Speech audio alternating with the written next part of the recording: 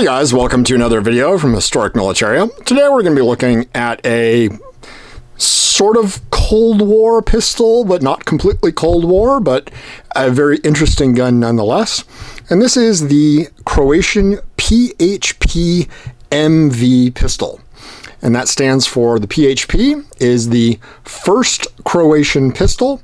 MV is the initials of the designer, Marko Vukovic, or Vukovic.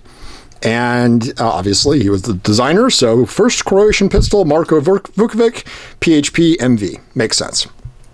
Anyway, this gun came about in the late 1980s. Vukovic was trying to get the Yugoslav military interested in this gun to replace their sort of aging Tokarev M57s. He knew that 9mm was probably the wave of the future, and these are chambered in standard 9x19 parabellum with a 15-round double stack magazine. So, you know, quite a bit of rounds, more modern caliber, all in all, just a pretty good looking prospect for a gun. And the gun itself is actually based on the P38 and the Beretta 92. So, you know, well-proven track record of predecessors. Anyway, the Yugoslav military was not particularly interested in it, but events in the early 1990s made this gun incredibly important to the Croatian military. Croatia in 1991 declared its independence and needed guns for its military badly. So immediately this gun was dusted off and they said, hey, let's make this locally, because they could.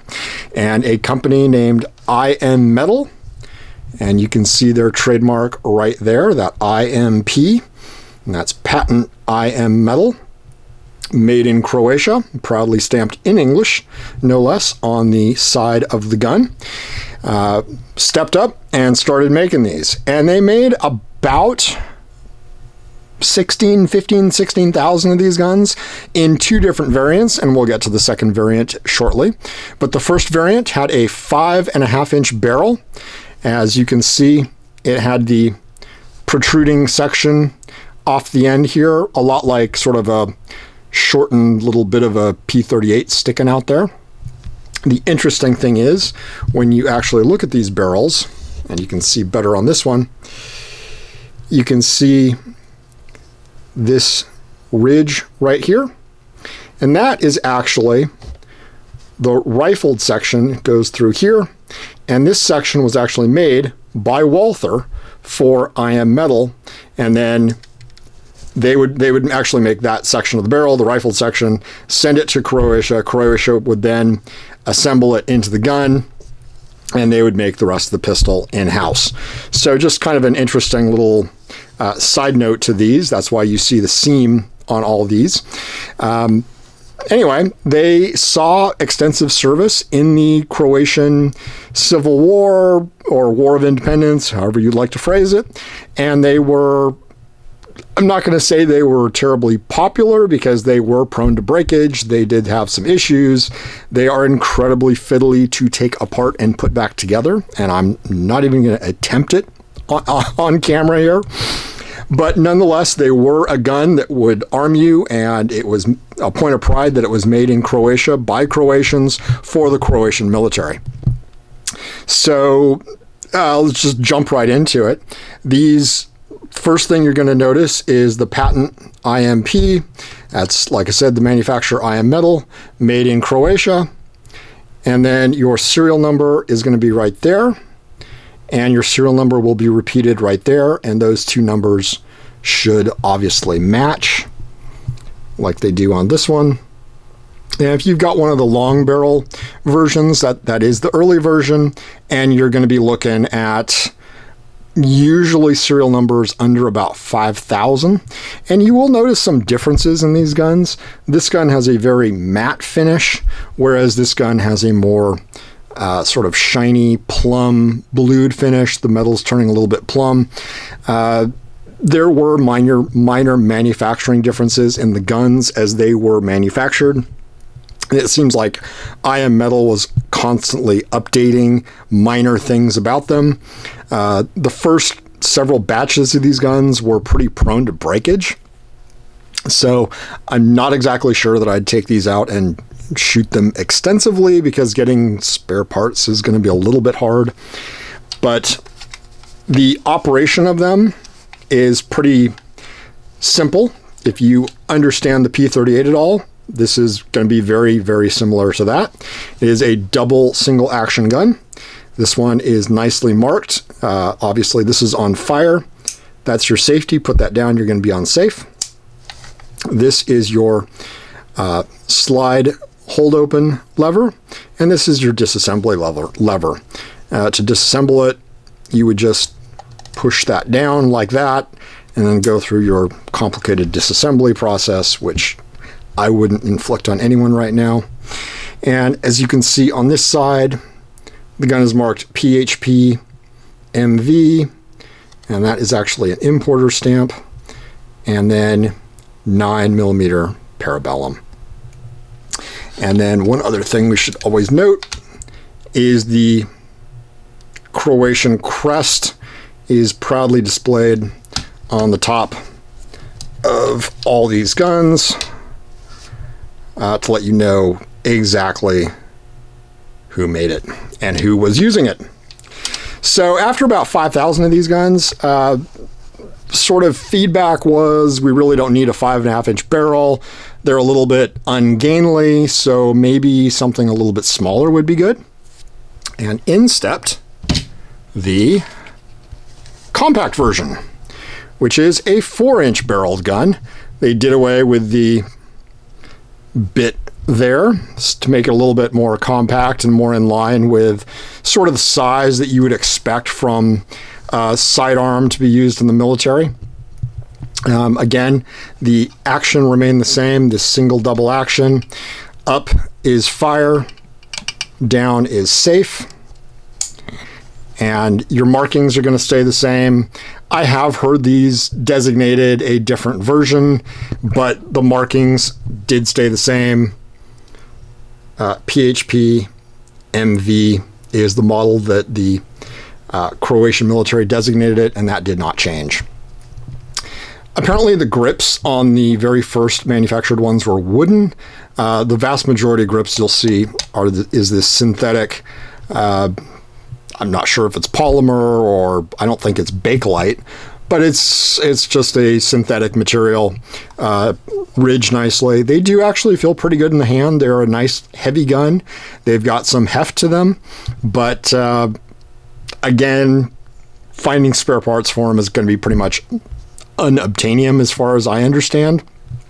So I'm not really sure that I'd go and shoot these a great deal or rely on them for anything other than collecting.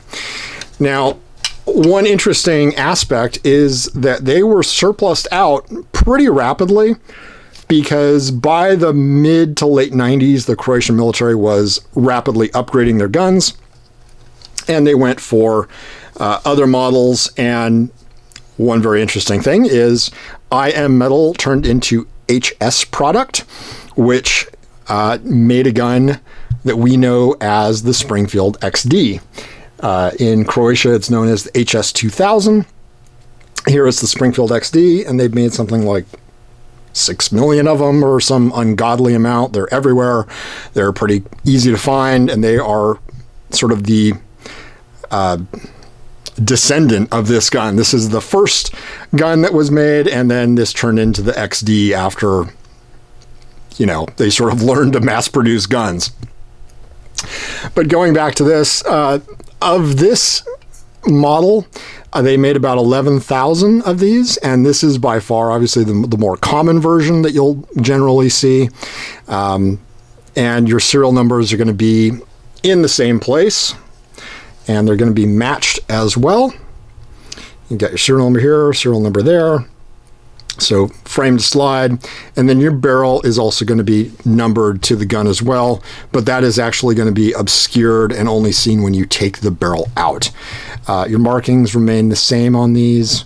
The bluing is a little bit nicer on them, at least on this one. One other thing is You also have two versions of magazine. They're both 15 round double stack mags, but it seems like the earlier ones were blued, and then the later ones were this chrome or nickel type finish, and they are marked with witness holes to 15 rounds. This one is actually numbered to the gun by electro pencil, although the magazine will work in any PHP. These earlier mags are marked PHP, so you know what it's for. And this one is pretty dented up. This was just an extra that came with it. When they were surplused out to Century and a few other places in the, I guess in the about 2008 to 2010, it seems like when they started kind of popping up, you sometimes got this handy dandy plastic cleaning rod and a plastic oil bottle. So real expensive stuff. But the interesting thing is a lot of these did show up in the United States, so they are actually pretty accessible if you're looking for an unusual gun, just something that is very odd, didn't make a lot of them, but really doesn't cost much because the collector interest just doesn't seem to be there on these, even though they are a pretty interesting gun. And, you know, they're certainly not making more of them, and they did see combat use, which is more than I can say for a lot of other types of gun. The action is very, very similar, like I said, to the P38. So again, up is fire, down is safe. You can cock your hammer and you'd pull the trigger, and obviously that would function your gun. If you put it on safe, and this gun has been unloaded, I'm not going to show you the whole manual of arms, but it has been unloaded. You can actually pull your trigger, and that will drop the hammer onto a block that will actually block it from touching the firing pin. So it's a pretty slick design, very much like Walther P38. And then you can go back on safe, and you've got this long double action pull to action your gun. Anyway, that is sort of the interesting part of these guns. One other thing I will show you is the hammers did change. The later short version had this more serrated trigger, or I'm sorry, serrated hammer, whereas the earlier versions had a more coarse type hammer, and that was one change they made. They did make other minor changes in them, and the parts are not completely interchangeable between the long-barreled and the short-barreled version. Just keep that in mind. So I hope you've enjoyed taking a look at these, and they are out there if you are so inclined to find one. They were surplused out pretty extensively onto the US market, so keep your eyes peeled. They are pretty inexpensive for what they are, and hope you've enjoyed it. And as always, remember to like and subscribe, and we'll be taking a look at more interesting firearms and all kinds of other accoutrements in the coming weeks and months. Thanks for watching.